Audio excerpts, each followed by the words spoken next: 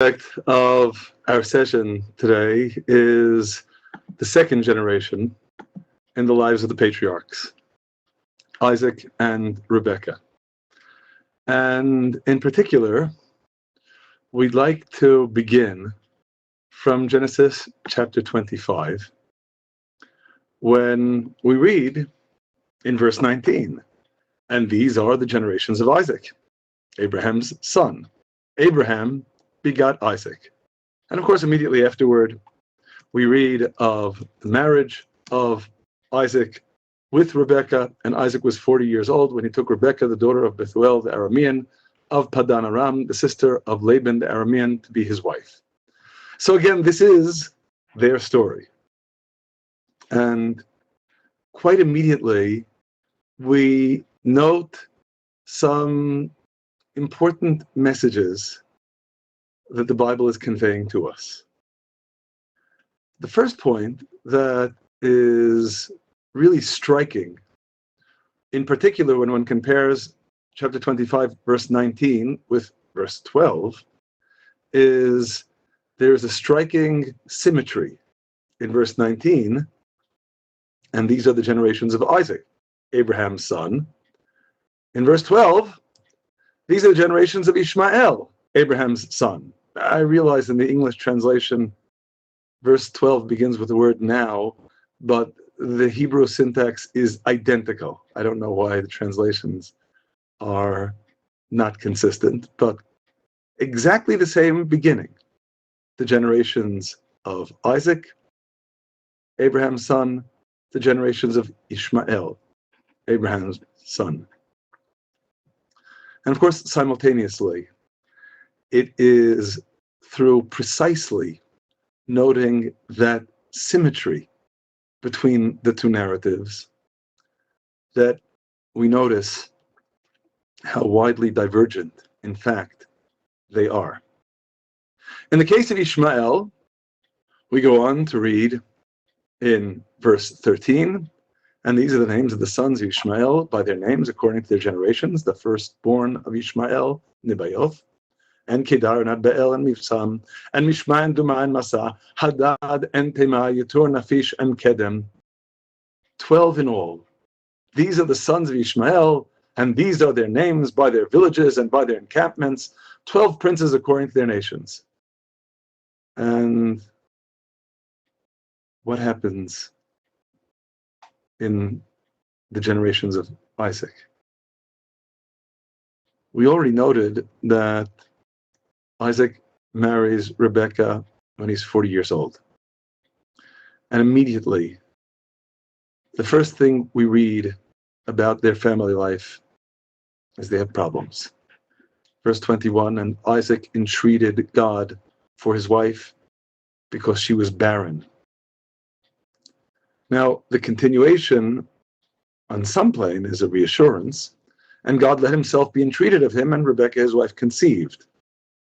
But, first of all, the pregnancy does not go easily.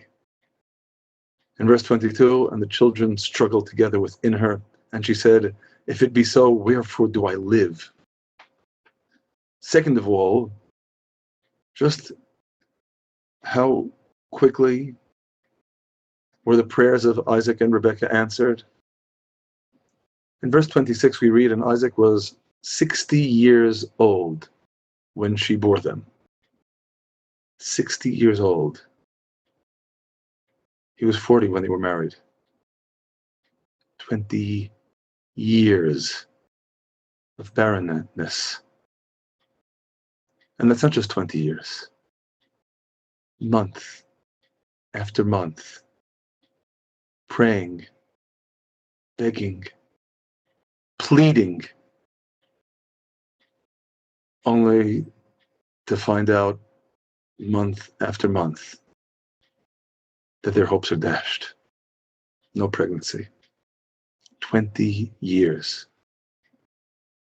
And again, then a pregnancy that is very problematic. And 2 children born, and those are the only 2 children, Isaac and Rebekah, ever have. So inevitably you compare a story of one family, that of Ishmael, 12 children, 12 princes, an emergent nation, and this small, almost insignificant family of Isaac and Rebekah. After 20 years, only 2 children. And you can't help but ask, so which is the success story? Which seems to be the family blessed by God? And I think we sense very readily there is a message here, a crucially important message here. We can choose to see more deeply or not. Because on the surface, the answer to those questions is clear, but it's only on the surface. Now, the truth is that when we consider the lives of all of our holy fathers and mothers, the patriarchs and the matriarchs, this issue of barrenness is one that accompanies us throughout. Go back to the previous generation. Veritably, the first thing we read about Abraham's wife, then called Sarai, in Genesis chapter 11, verse 30, is Sarai was barren. She had no child. With respect to the second generation of Rebekah, we've already seen. Third generation, Jacob and his wives. In Genesis chapter 29, verse 31, Rachel was barren. Now, granted, we do simultaneously read that Leah conceived. And yet, while Leah conceived, after the birth of her fourth son, Judah, we read in verse 35, she left off bearing. So on some planes, she's also having problems, having children. Every one of the mothers of Israel, all 4 of the matriarchs, have problems bearing children. Bearing children.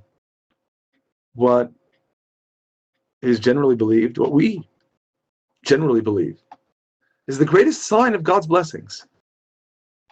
And again, when you look at the surface, you can't help but ask, so where's the blessing? Are they worthy of God's blessing? This story plays itself out in particular in the case of Sarah versus Hagar. And of course, this is especially germane in our considering what takes place in Genesis chapter 25. The 2 sons, the generations of Isaac, the generations of Ishmael. In the case of Sarah, we read in Genesis chapter 16, verse 1, Sarai, Abram's wife, bore him no children. She had a handmaid, an Egyptian whose name was Hagar. And Sarai said unto Abram, behold, now God has restrained me from bearing. Come in, I pray you, unto my handmaid. It may be that I shall be builded up through her. Maybe I can't have children, but maybe I can vicariously have children through her. And Abram hearkened to the voice of Sarai. In verse 3, and Sarai, Abram's wife, took Hagar the Egyptian. In our tradition, took means with persuasive words, look whom you have merited marrying. Look with whom you're going to be united, such a righteous man. And this is, we note, after Abram had dwelt 10 years in the land of Canaan, and gave her to Abram, her husband, to be his wife. Now, before we even continue, this doesn't just mean that Abraham and Sarah, of course, here known by their original names of Abram and Sarai, had gone through 10 years of barrenness. Because you'll recall in Genesis chapter 12, verse 4, we read, after God summons Abram to go to the promised land, Abram went as God had spoken unto him, and Lot went with him, and Abram was 75 years old when he departed out of Haran. He's 75. His wife, we know from her age at the time of Isaac's birth,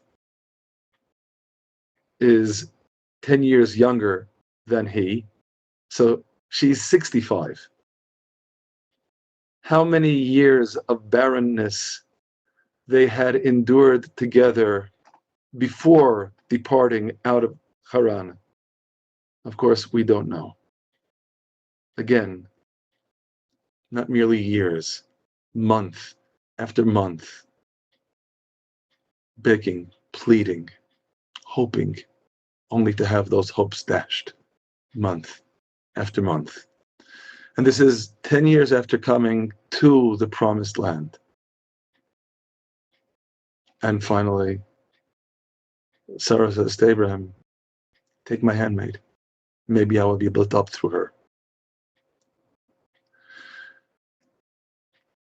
And we then, returning, of course, to the narrative that we saw in chapter 16, read in verse 4, and he came in unto Hagar, and she conceived.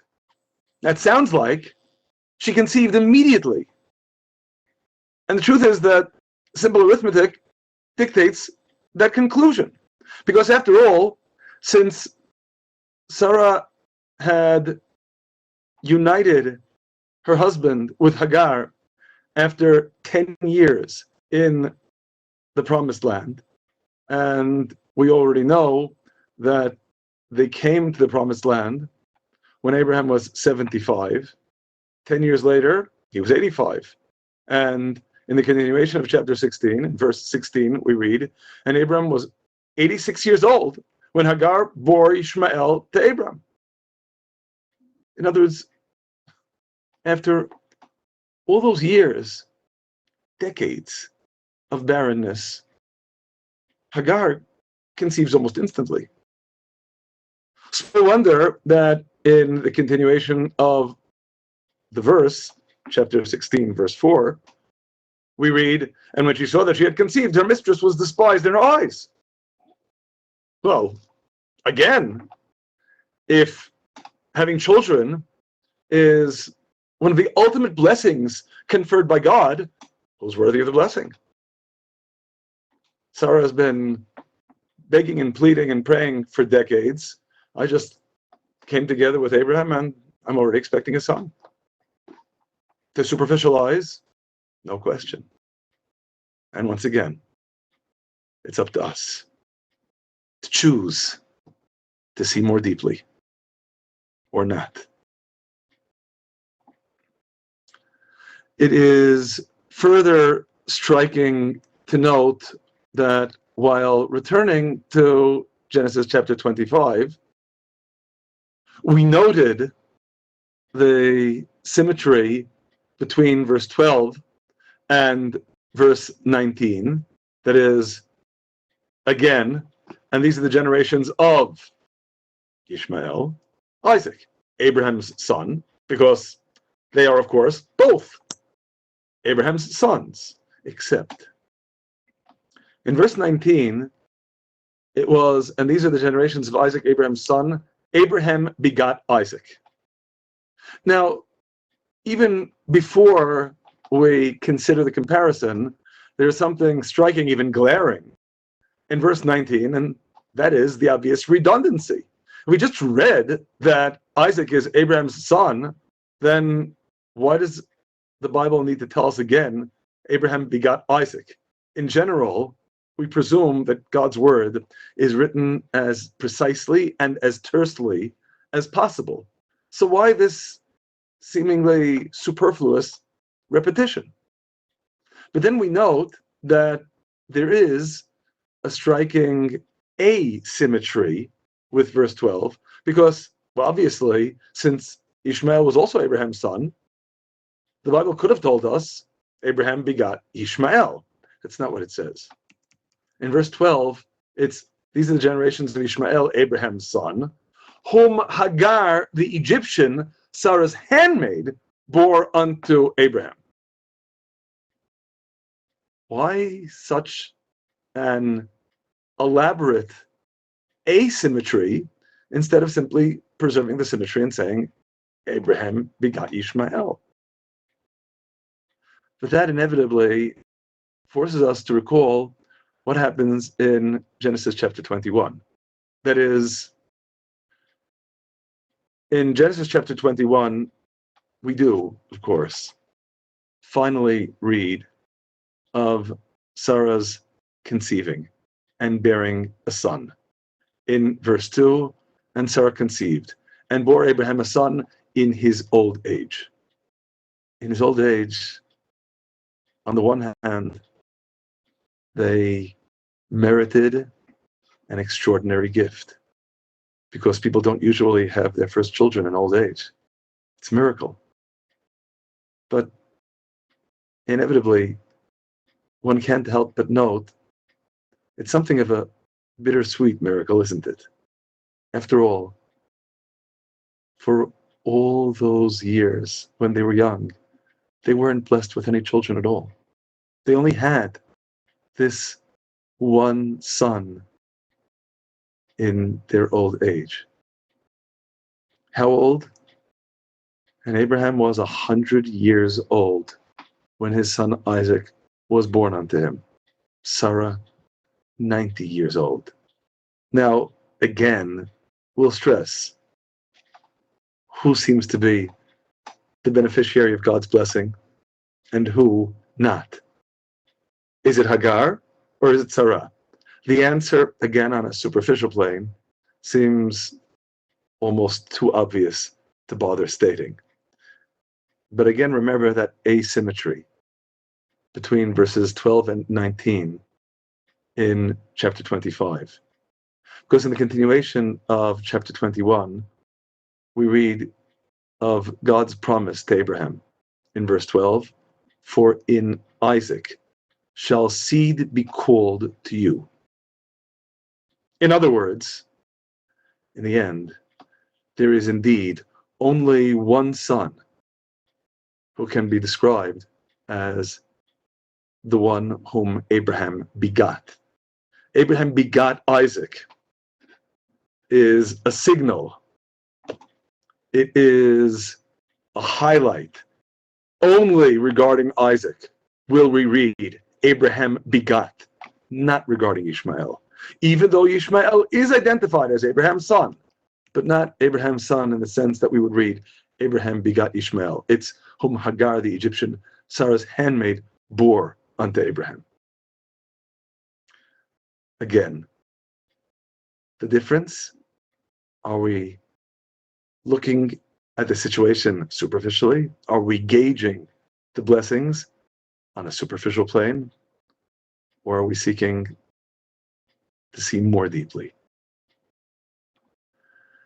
This theme becomes all the more striking when we continue in Genesis chapter 25, and we read of the births of those two children who are born to Isaac and Rebekah.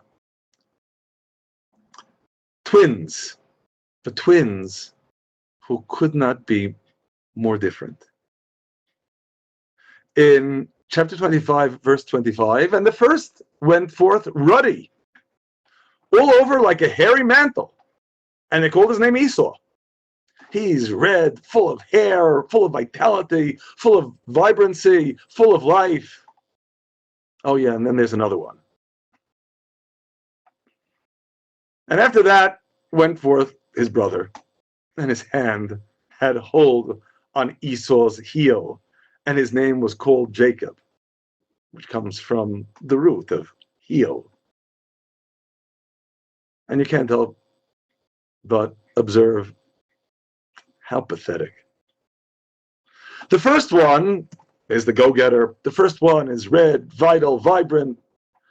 The name Esau, or in the language of the Bible, which is not the English transliteration, Esav, has the same letters as something that is completely made, because he looks like a finished article. Jacob, again, is named for the heel. That is, Jacob, ironically, is the one who is left so far behind that in his reflexive competition with his newly born older brother, the best he can do is try to hold on to the furthest remove from the head, from the leadership of his brother. He holds on to the heel. Again, who's the success story? Who's the loser? And building on precisely this theme, because of course we recognize that this gauge of success versus loser is once again gauging things superficially, the outward appearance. We read in verse 27, and the boys grew, and Esau was a cunning hunter, a man of the field. So, of course, on the most obvious plane, Esau, who is ruddy, healthy, vibrant, the outdoorsman, is the one who finds his occupation in the field. He is an outdoorsman. He's a cunning hunter. And Jacob, well, the Hebrew reads Ishtam, which might be translated as quiet, but better simple, and better still, single-minded. Jacob was a single-minded man dwelling in tents. It's a homebody. But there's a deeper message here. Consider what it means to be a cunning hunter. Consider what it means in particular, given what we've noted already regarding the superficial and what you can only see when you choose to see deeply. The hunter knows all about the difference between these two things. Because in order to be a successful hunter, you need to be a cunning hunter. You don't go out on the hunt broadcasting to everyone that your agenda is to ensnare and kill the animals you're hunting. You go out looking like you're just going out for a stroll. After all, if you would be broadcasting your intentions at the outset, most likely all the animals would flee and you would be unsuccessful. Esau is a successful hunter. Being a successful hunter means knowing to focus on the exterior, on the superficial. Most importantly, of course, making everyone and everything else focus on the superficial. Because if everything is viewed only in terms of the superficial, then as the hunter, you have the opportunity to sneak in for the kill. Esau is the master of deception. The master of guiding everyone to see things in terms of that which is superficial. Not seeing deeply, not seeing what's going on beneath the surface. And being able to clearly distinguish between those two levels. Again, the exterior and what's really happening beneath the surface. This in contrast to Jacob. Jacob is described as single-minded. Single-minded, the same thing through and through. What you see is what you get. Precisely the opposite of that dichotomizing between the exterior and what's really lurking inside. Now, small wonder in this vein that when we get to verse 28, we read that Isaac loved Esau because Esau, as the cunning hunter, knows not only how to snare animals, but also how to snare his doting father with his external facade. Rebecca sees more deeply. Rebecca loved Jacob. But what happens immediately afterward is seemingly an unrelated episode that, of course, upon further reflection, is not unrelated at all. On the contrary, it is perhaps one of the foremost illustrations of what we've just noted. The difference between choosing to see more deeply and choosing not to. The difference not only between Isaac's family and Ishmael's family, the difference between these two sons, between Jacob and Esau. We read in verse 29, and Jacob sawed pottage, and Esau came in from the field, and he was faint. And Esau said to Jacob, "Let me swallow, I pray you, some of this," well, the translation here tells us, "this red pottage." But, it's always important for us to focus not upon the translation, but rather upon the actual text. And the actual text, of course, is not in English. In the Hebrew, what Esau asks is, "Hal iteni na min ha'adom hazeh." Let me swallow this redness. Pottage doesn't appear in Esau's request. He focuses exclusively on color. This redness.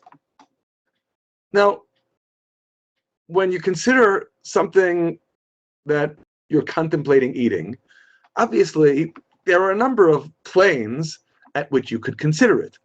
You could gauge, for example, its nutritional value. Okay, let's grant that would be a bit too sublime for Esau. You could consider what it is, whence it came, what are the ingredients, even how does it smell, how does it taste. You really can't get much more superficial than, give me this red stuff. All you care about is its color? You don't even know what it is. Red stuff, redness, that's all that he sees. Utter superficiality. Content is irrelevant. Just color. And lest we think this is some incidental detail, consider the continuation of the verse. Our translation reads, "Therefore was his name called Edom," which of course literally means red. Truth is that, once again, when we focus on the actual text in Hebrew, it doesn't say, "Therefore was his name called," but rather, "Al kain kara shemo." Therefore, he called his name Edom. Which, of course, inevitably raises the question, who? Who called his name? I think the most likely answer is he, Esau. He called his own name Edom. He identifies that superficiality as what should be the basis of his name. How ironic. So superficial. Nothing more than color.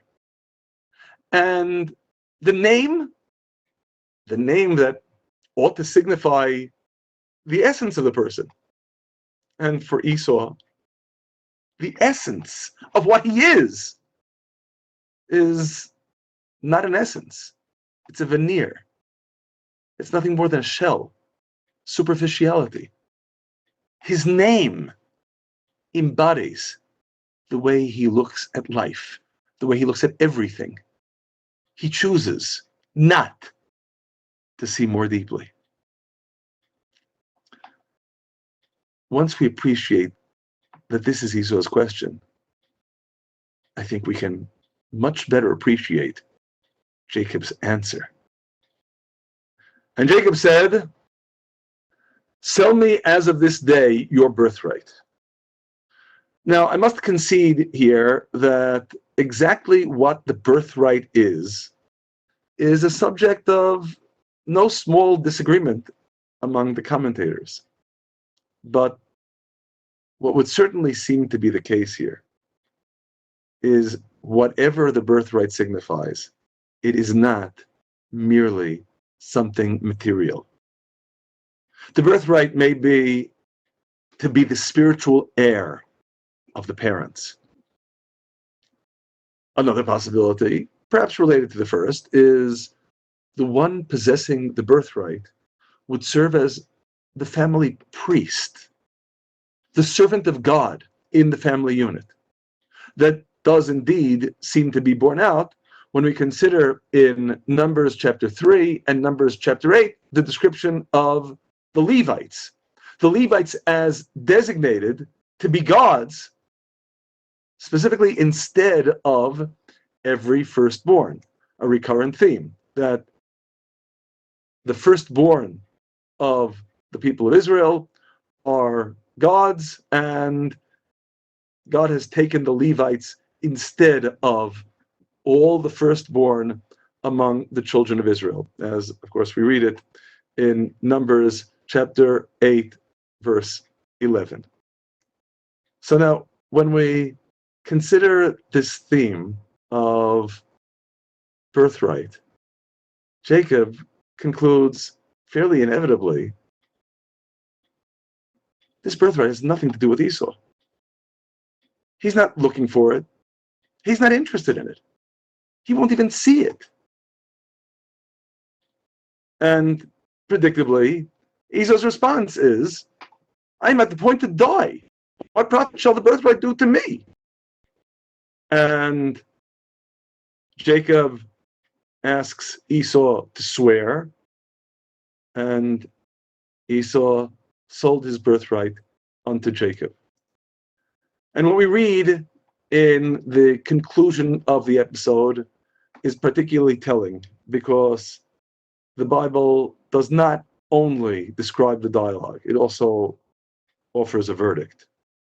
Jacob gave Esau bread and pottage of lentils, and he did eat and drink and rose up and went his way. So Esau despised the birthright. Despising the birthright. That's not merely selling because he's hungry, selling because his younger brother fooled him. Remember, Esau is the cunning hunter. Jacob is the one who is single-minded, who is simple. There wasn't any deceit here. It was Esau in full cognizance, full understanding of what he was doing. If I have to compare between redness, totally superficial, on the one hand, and something as elusive, as invisible as a spiritual legacy, I don't even see the competition. Because it's all about choosing to see more deeply or not. Now, this admittedly is what we read in the first episode recorded in Scripture with respect to these two brothers. We get some additional insight into Esau toward the years of adulthood in chapter 26, in verse 34, and in something of the same vein in chapter 28 as well. In chapter 26, verse 34, we read, and when Esau was 40 years old, he took to wife Judith, the daughter of Beeri the Hittite, and Basemath, the daughter of Elon the Hittite. when Esau was 40 years old.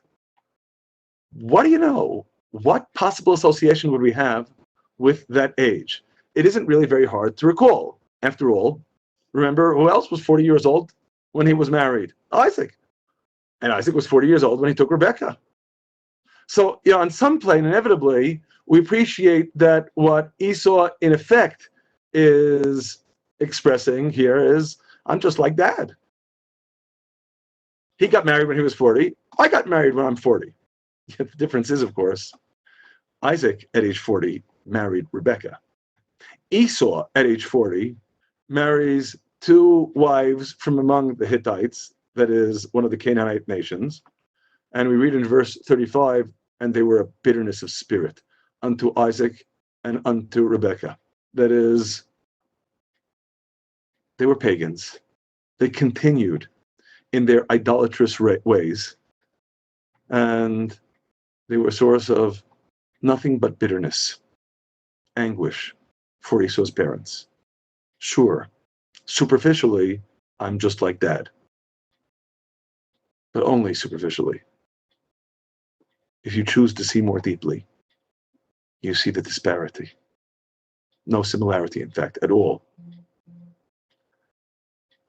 In something of the same vein, we skip to Genesis chapter 28. Now, we're skipping, of course, one of the most important passages in the story of Isaac and Rebekah, and that is the subject of the blessings, to which we are designating a completely separate session because there's far too much to discuss on that subject to discuss it here. In Genesis chapter 28, we read of Isaac's third blessing.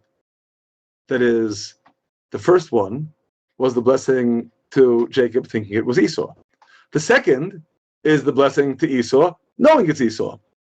The third here is the blessing to Jacob knowing it's Jacob.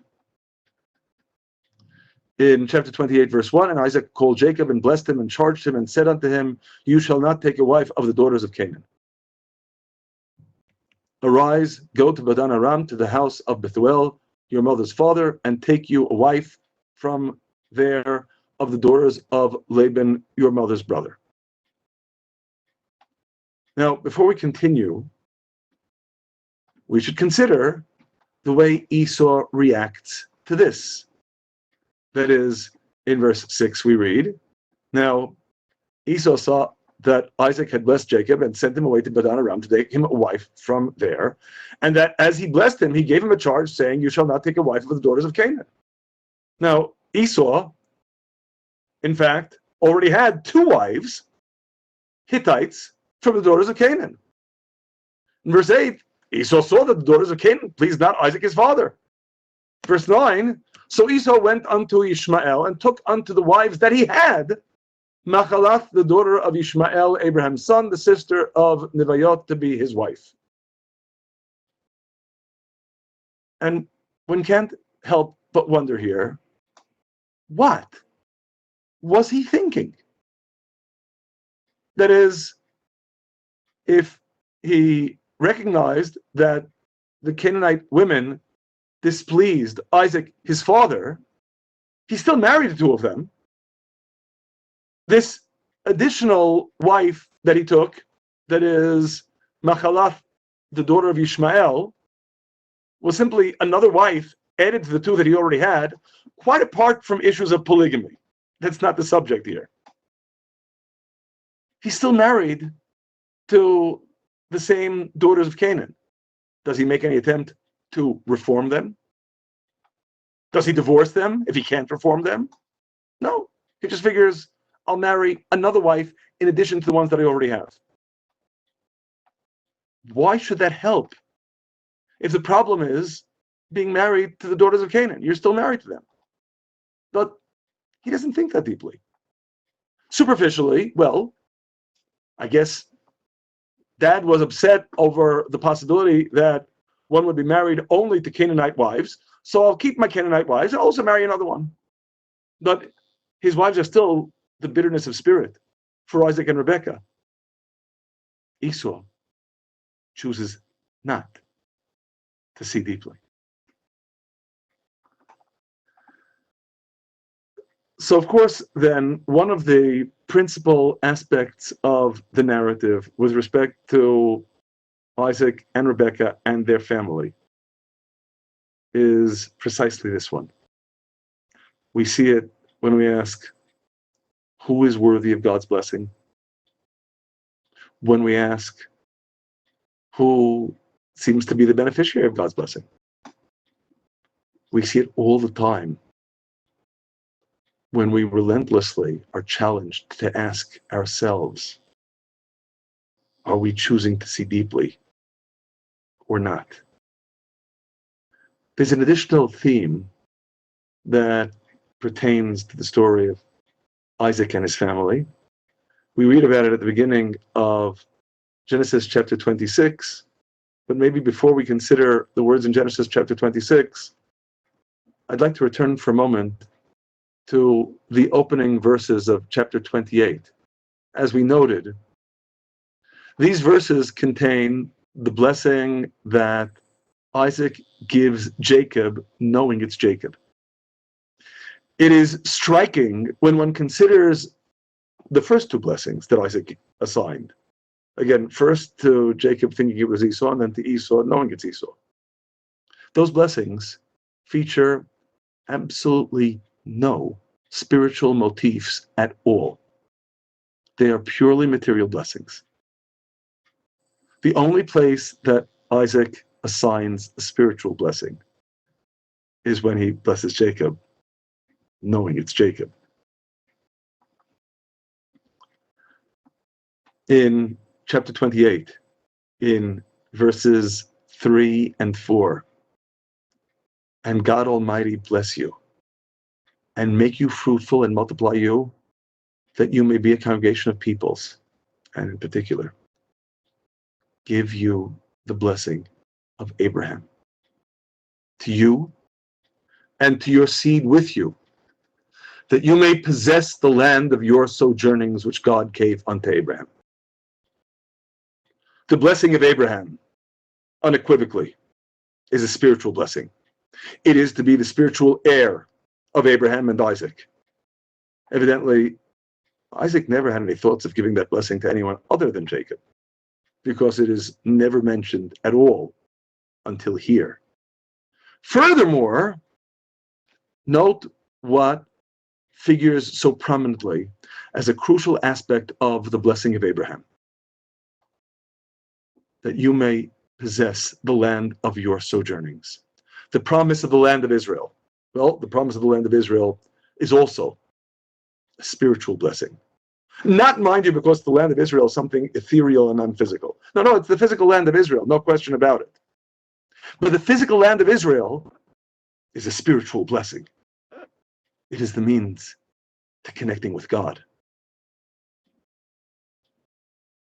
That blessing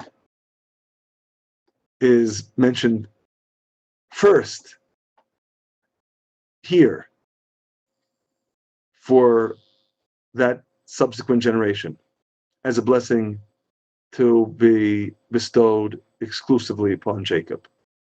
But now, it is in that light that we return to chapter 26. We're back in the generation of Isaac and Rebekah. And what we read at the beginning of chapter 26 helps to highlight just what kind of gift the land of Israel is.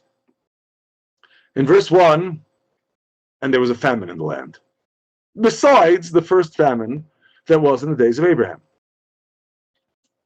Now, we've already noted this question. It's time, in the context of this verse, to note it once again. The Bible is uncompromisingly miserly with words, doesn't waste them. There is no justification at all in God's word to throw about words unnecessarily. Why then does the Bible bother to tell us that the famine that took place was beside the first famine that was in the days of Abraham? After all, how could we possibly think that this famine was the same famine that had taken place in the days of Abraham.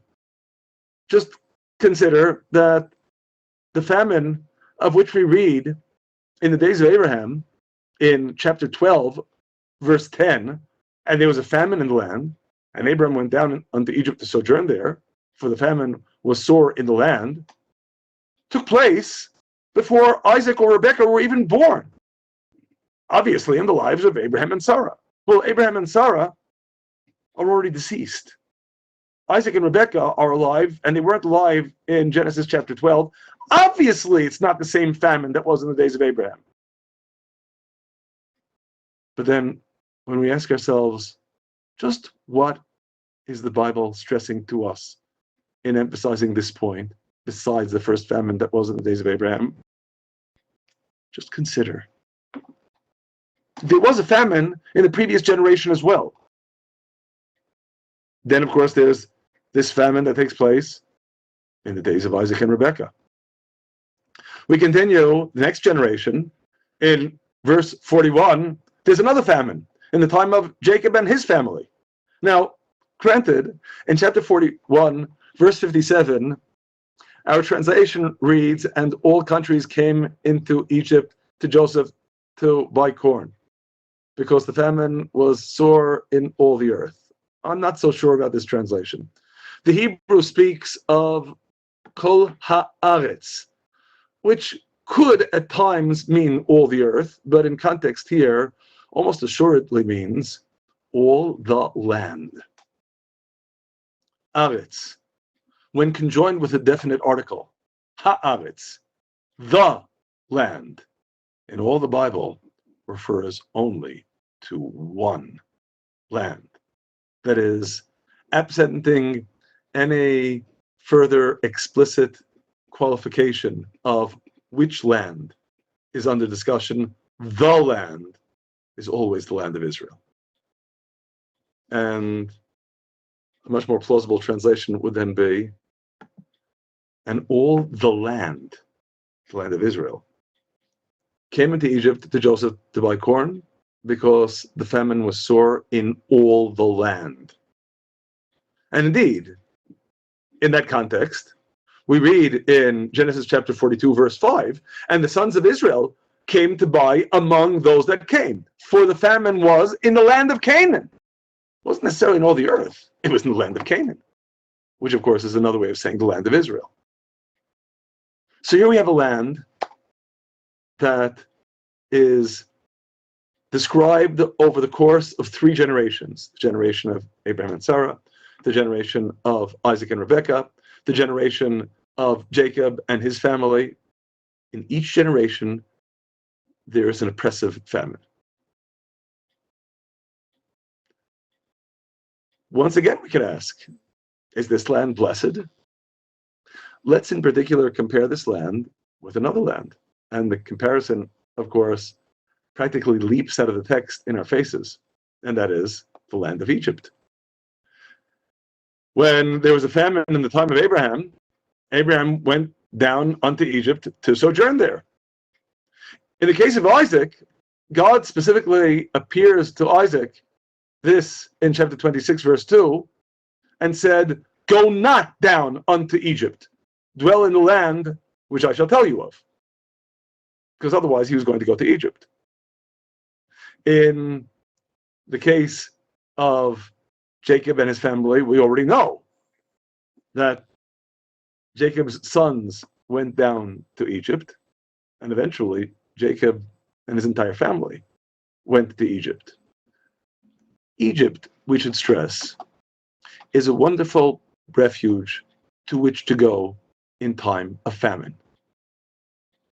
Why? Simply enough, because Egypt has the Nile. And one thing is certain with respect to the Nile: it is very, very unlikely to ever go dry. And so, while other lands can be subject to the vagaries of the weather, Egypt has the Nile floodplain that can always provide a source for irrigation, even in times of famine. And so, when we consider what happens when there's a famine in the land of Canaan, Egypt is the natural refuge, which of course inevitably prompts us to ask, so, which is the land of blessing? The land of Israel or the land of Egypt? Interesting comparison. Indeed, the subject of an explicit comparison in Deuteronomy chapter 11. We read in verse 8 the summons in order to come in and possess the land. And again, we know which land. The summons is to keep all the commandments that I command you this day. That is, there are conditions for coming in to possess the land of Israel. You do that you may prolong your days upon the land which God swore unto your fathers to give unto them and to their seed, a land flowing with milk and honey. And the Bible then continues in verse 10. For the land whither you come to possess it is not as the land of Egypt, whence you came out, where you did sow your seed, and did water it with your foot as a garden of herbs. The land to which you're going is not like the land that you left, the land of Egypt. Again, the land of Egypt, it should be stressed, is all built up, certainly the biblical land of Egypt, in the plain of the Nile River, which means wherever you were, it was simply a matter of drawing an irrigation channel from the Nile and irrigating your field. That applied in the land of Egypt. That does not apply to land that you are coming to possess. In verse 11, the land where you pass over to possess it is a land of, well, our translation says hills and valleys, but in the Hebrew it's harim uvekaot. That means mountains and valleys, not just hills. The land of Israel is indeed a mountainous country. It's a land of mountains and valleys and drinks water as the rain of heaven comes down. Two crucial differences between the land of Israel and the land of Egypt. Difference number one, of course, doesn't need to be stated here, but we know very well. The land of Israel does not contain any rivers anywhere near the scope of the Nile. No major rivers at all. So there isn't any river that could be used for irrigation, even in principle. But besides that, it's a land of mountains and valleys. So that means that even if there were a river, you couldn't irrigate because the water is flowing through the valleys. How are you going to get it up to the hills and mountains and water your fields? The only way the land of Israel can be sustained is as the rains of heaven come down. Which is why this is a land that God your Lord cares for. The eyes of God your Lord are always upon it, from the beginning of the year, even unto the end of the year. And of course, once again, we'll ask the same question we've been asking all along in this session. So, where's God's blessing? To superficial eyes, Egypt doesn't have a water problem. The land of Israel has a major water problem. To this day, the land of Israel has a major water problem. To superficial eyes, Egypt is blessed. The land of Israel is a problem. If you choose to see more deeply, the land of Israel is, by consequence, the land that God cares for. The eyes of God are always upon it from the beginning of the year, even to the end of the year. It is a land, indeed, that challenges us. But that challenge doesn't diminish the blessing. That challenge is the blessing.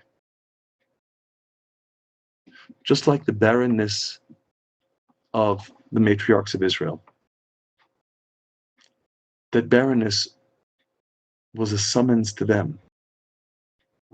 And they seized upon that summons to grow spiritually, to take the challenge, to make that challenge into a blessing.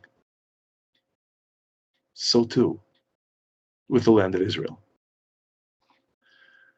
There is in particular a motif upon which I'd like to focus our attention in this regard, and that is what we saw in chapter 11, verse 9. The description of the land as a land flowing with milk and honey. This isn't the first place where that description appears in the Bible. That distinction goes to Exodus chapter 3, verse 8. Now, this isn't in some obscure passage. This is at the get-go. God is speaking to Moses at the burning bush, and he gives Moses the game plan, as it were.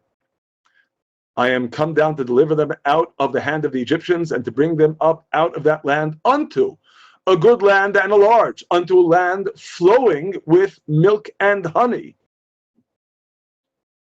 This expression, flowing with milk and honey, appears approximately 20 times in the Bible. Need I point out, every single time it's talking about the same land, the land of Israel. But there's an additional nuance to which we need to pay attention, and that is, of course, the expression, a land flowing with milk and honey, actually doesn't appear anywhere in the Bible at all. Of course not, because the Bible wasn't written in English. The Bible was written in Hebrew. And it would be well for us to focus upon the actual Hebrew here. The expression Eretz Zavat Chalav Udvash. Now, there is justification in translating Zavat Chalav Udvash as flowing with milk and honey. However, it does demand of us to consider exactly what these words mean. In particular, the word translated here as flowing, zavat. We've had occasion to note that in biblical Hebrew, as a rule, all words derive from three-letter roots. So in order to explicate what a word really means, we need to discover the root letters and then consider how this root appears elsewhere in Scripture. The root letters of zavat, for the linguistic experts here, it should be obvious, is zov. What does zov mean? Well, the first place to look, the chapter in the Bible in which this root in its various conjugations appears far and away more frequently than anywhere else in the Bible is Leviticus chapter 15. Leviticus chapter 15, however, isn't pretty. Leviticus chapter 15 speaks of forms of ritual defilement. In particular, a kind of pathological discharge, that is something that is flowing out of the body, specifically flowing out of the sex organs of either men or women, maybe something similar to what we would identify nowadays as gonorrhea.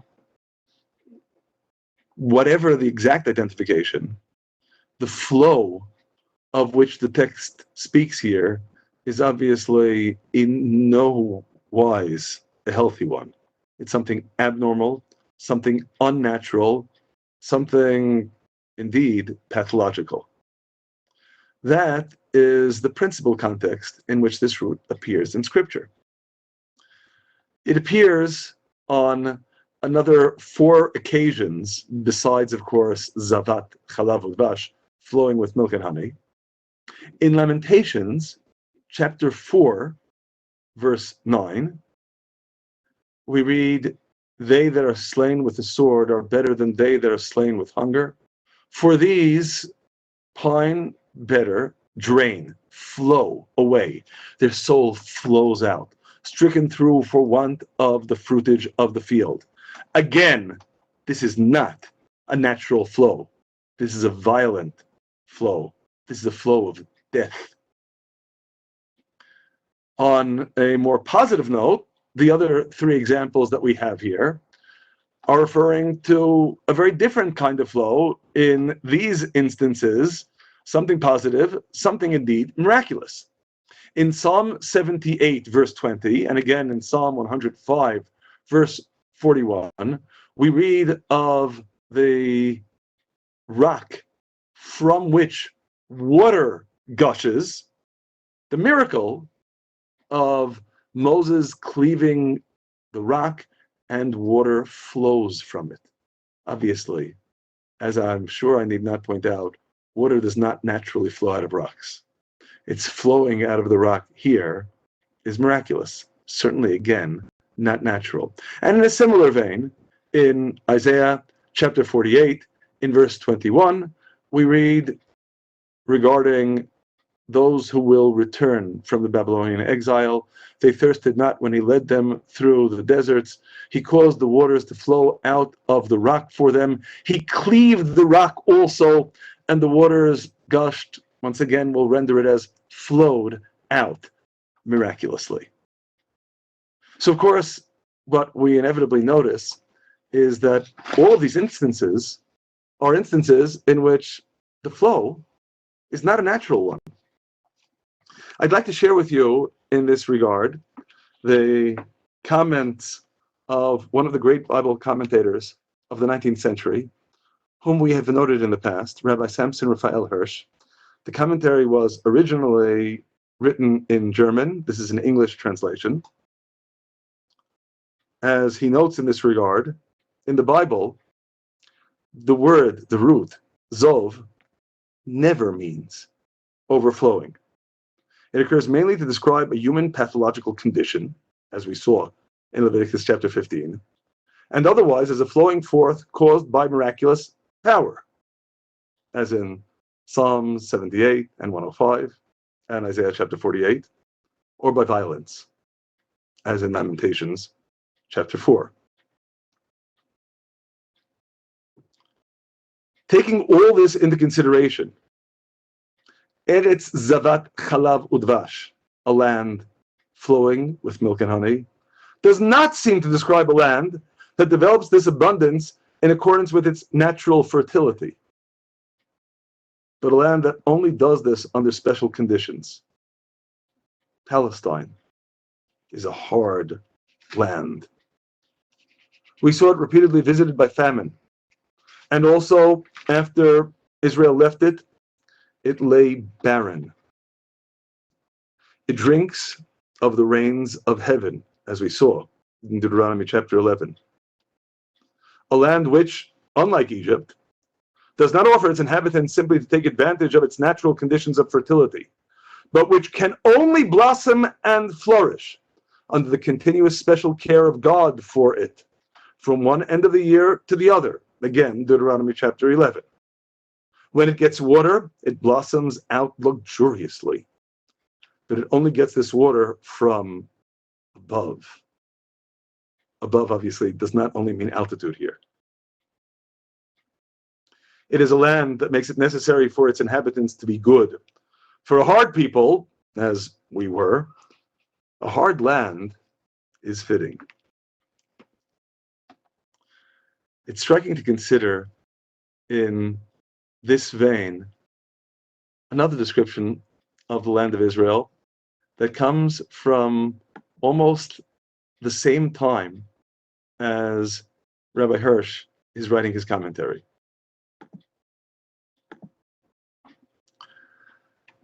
As we have had occasion to note, in 1867, there was a very famous traveler who came through the land of Israel, the American author Mark Twain.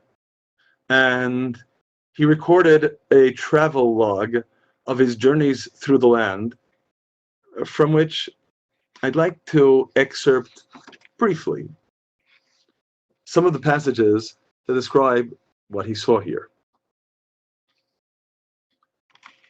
In chapter 46, there is not a solitary village throughout its whole extent, not for 30 miles in either direction. There are 2 or 3 small clusters of Bedouin tents, but not a single permanent habitation. One may ride 10 miles hereabouts and not see 10 human beings. In chapter 47, we traversed some miles of desolate country whose soil is rich enough, but is given over wholly to weeds, a silent, mournful expanse, wherein we saw only 3 persons. In describing the Sea of Galilee, boats and fishermen both are gone now. And old Josephus had a fleet of men of war in these waters 18 centuries ago, 130 bold canoes, but they also have passed away and left no sign.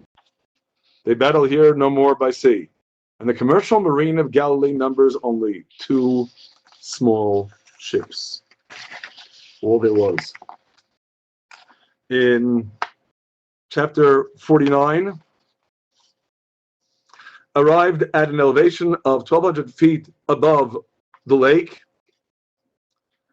as bold and unthrilling a panorama as any land can afford, perhaps, was spread out before us. A desolation is here that not even imagination can grace with the pomp of life and action. We reached Tabor safely. We never saw a human being on the whole route. In chapter 51, as we trotted along the plain of Jezreel, we met half a dozen Bedouins. Presently, we came to a ruinous old town on a hill, the same being the ancient Jezreel. It is in the midst of a great solitude. And finally, the culmination, Jerusalem. But here he writes, the further we went, the hotter the sun got, and the more rocky and bare, repulsive, and dreary the landscape became. There could not have been more fragments of stones strewn broadcast over this part of the world. If every 10 square feet of the land had been occupied by a separate and distinct stonecutter's establishment for an age. There was hardly a tree or a shrub anywhere. Even the olive and the cactus, those fast friends of a worthless soil, had almost deserted the country. No landscape exists that is more tiresome to the eye than that which bounds the approaches to Jerusalem. The only difference between the roads and the surrounding country, perhaps, is that there are rather more rocks in the road than in the surrounding country. And when he finally sees Jerusalem, so small. Why, it was no larger than an American village of 4,000 inhabitants. Jerusalem numbers only 14,000 people. And in continuing this description in chapter 53, a fast walker could go outside the walls of Jerusalem and walk entirely around the city in an hour. I do not know how else to make one understand how small it is. Jerusalem is mournful and dreary and lifeless. I would not desire to live here.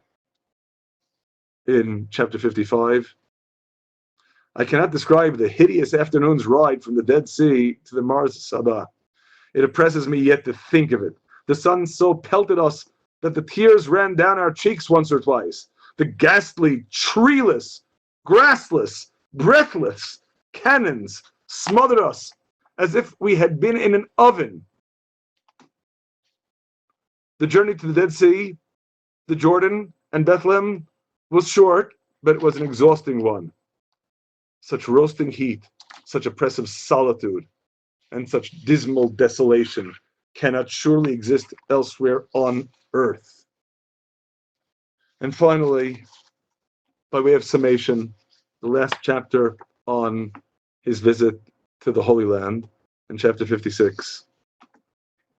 Of all the lands there are for dismal scenery, I think Palestine must be the prince. The hills are barren, they are dull of color, They're unpicturesque in shape. The valleys are unsightly deserts, fringed with a feeble vegetation that has an expression about it of being sorrowful and despondent. It is a hopeless, dreary, heartbroken land. Palestine sits in sackcloth and ashes. Over it broods the spell of a curse that has withered its fields and fetters its energies. Renowned Jerusalem itself, the stateliest name in history, has lost all its ancient grandeur and has become a pauper village. Palestine is desolate and unlovely. And why should it be otherwise? Can the curse of the deity beautify a land? Palestine is no more of this workday world. It is sacred to poetry and tradition. It is dreamland.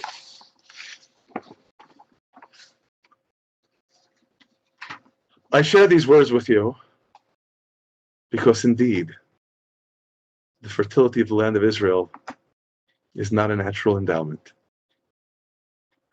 I do feel compelled to note, parenthetically, and I'm sure many of you have already observed this, that considering the profound desolation that Mark Twain observed, you might be wondering, so who could claim to have actually been in this land for so many generations if there were no people here? Which is, of course, a very good question. And the truth of the matter is that the land was practically devoid of inhabitants in the time of Mark Twain. It's estimated there were maybe 50,000 people in the entire country. The population only began to rise when, in the wake of Jewish immigration and the rebuilding of the wasteland and the barrenness, the Arab migrants began to come to the land from Syria, from Jordan, from much further away, because there were employment opportunities in the land that the Jews had begun to cause to blossom once more. But more on that perhaps another time. For our purposes at present, it is indeed a hard land. It doesn't deliver its fruit bountifully on its own, only by God's blessings. And so indeed we read in the continuation of Deuteronomy chapter 11. In verse 13, if you hearken diligently unto my commandments, verse 14, I will give the rain of your land in its season. But in verse 16, take heed to yourselves, lest your heart be deceived and you turn aside. Then, in verse 17, God shuts up the heavens, so there shall be no rain, and the ground will not give its produce, and you'll be lost quickly from off the good land that God gives you. A land, once again, that doesn't by any means seem to be the bearer of blessings when one gazes superficially. On the contrary, as we noted in chapter 26, when Isaac and Rebekah contemplate going to leave to Egypt due to famine, God tells them in chapter 26, verse 3, to sojourn in this land.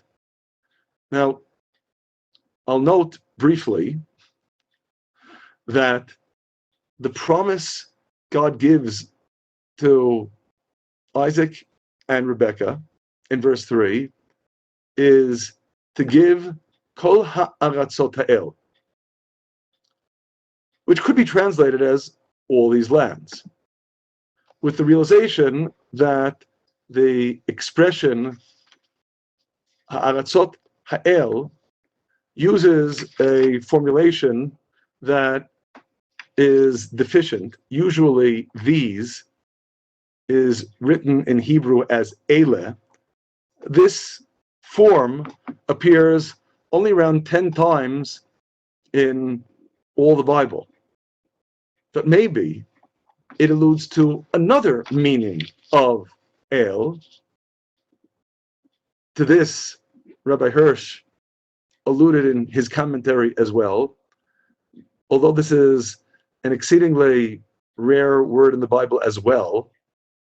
El, referring not only to God or gods, can also mean anything that is hard and strong. This usage of the word appears only half a dozen times or so in the Bible, but that would then lead to rendering the promise as granting Isaac and his offspring the hard lands. Because indeed, it's a hard land. It's not a land that offers its fertility readily. It is a land, again, that challenges its inhabitants. And it is perhaps on that note that it is appropriate for us specifically to conclude. Because in chapter 25 and chapter 26, we in particular focused upon two domains that could well be construed to be domains of God's blessings. Having children readily, having a fertile land. And the story of Isaac and Rebekah seems to imply that they weren't getting blessed on either level.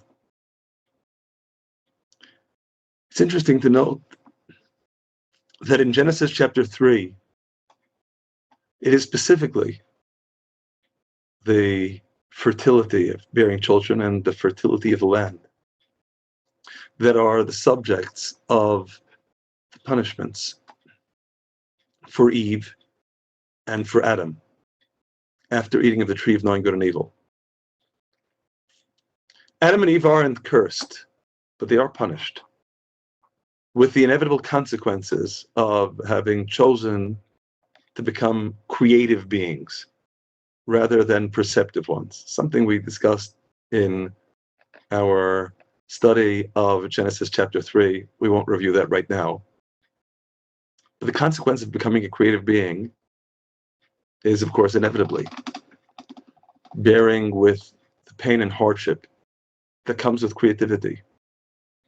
The ultimate creative act, as expressed in verse 16, is, of course, creating another human being.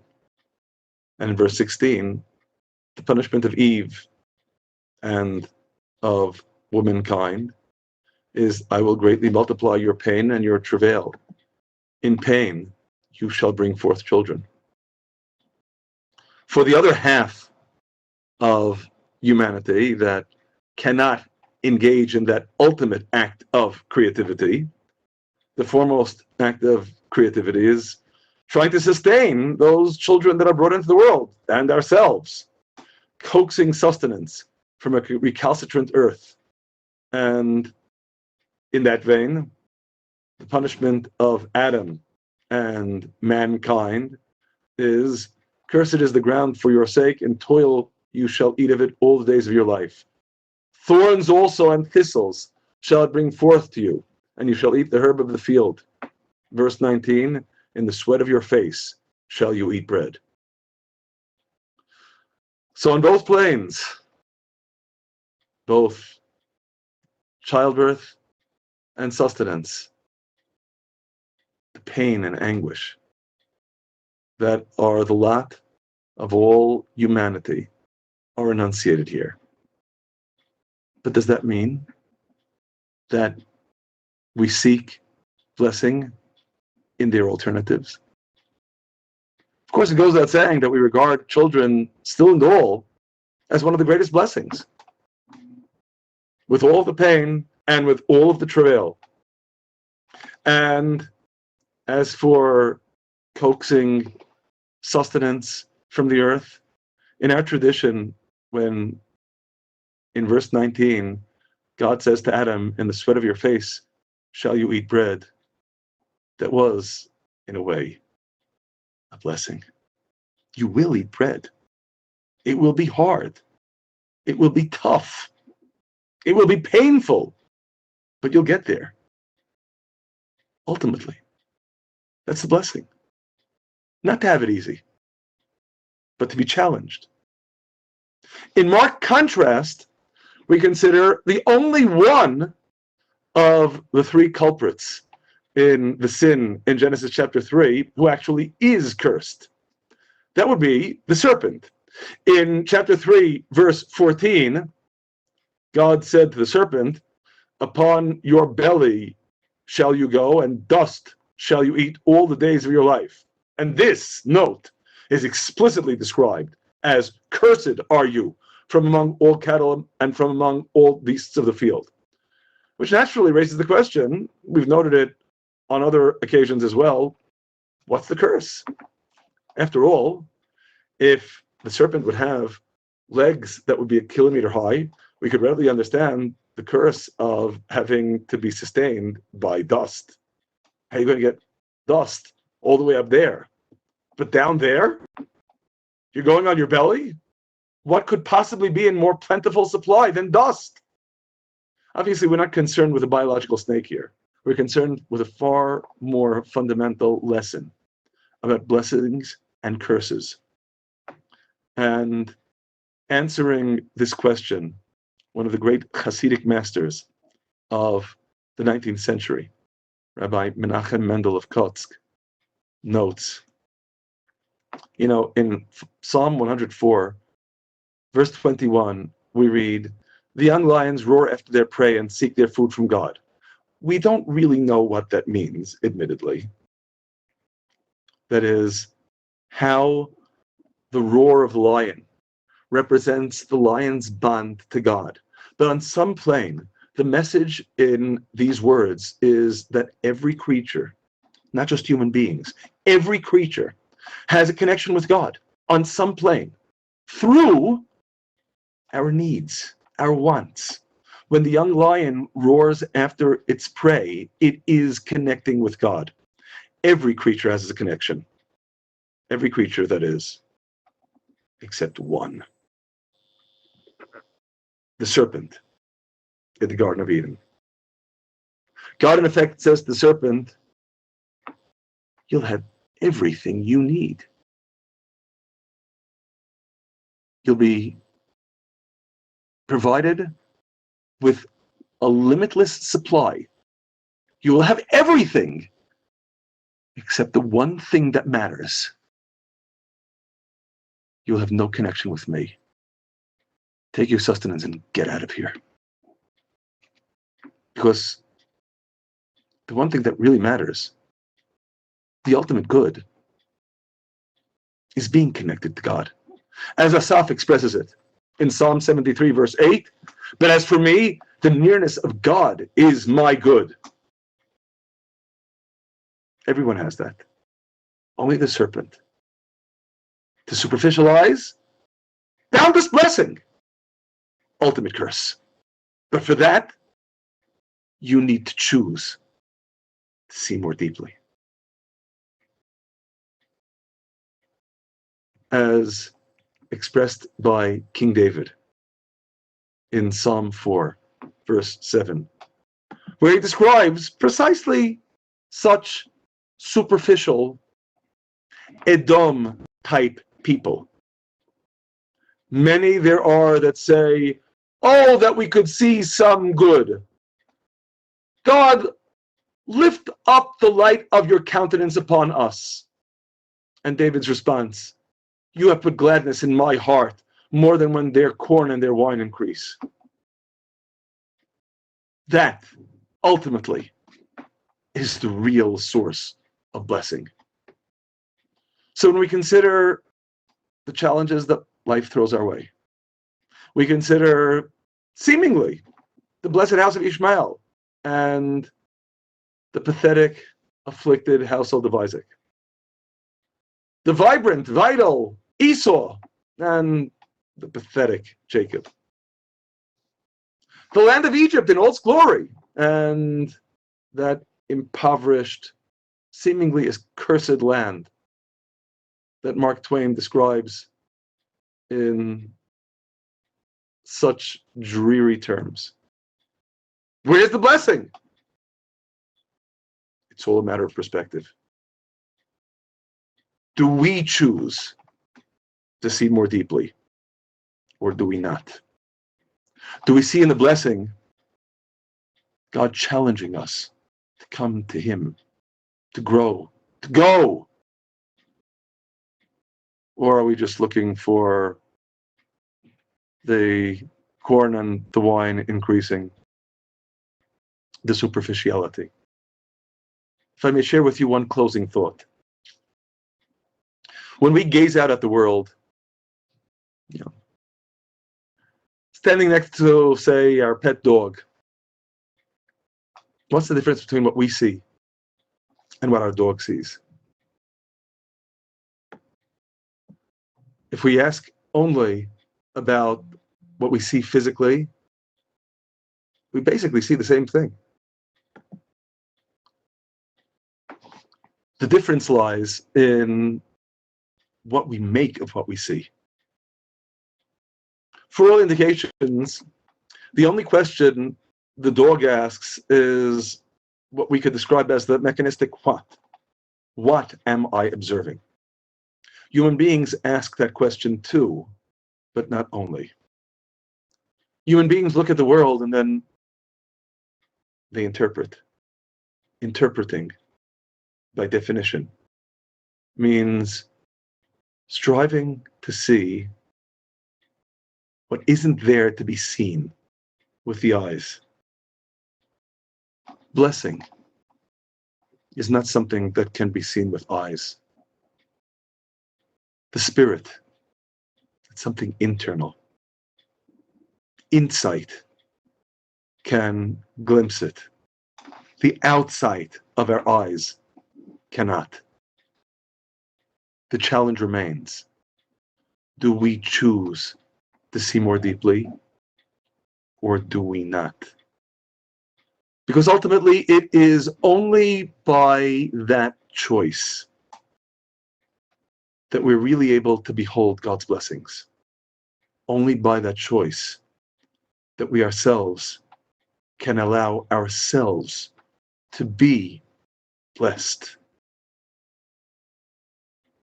God bless you. May we always take the clue and the cues from these passages to never be satisfied with merely superficial observation, to always seek to see more deeply, seeking to see God's hand and God's blessing.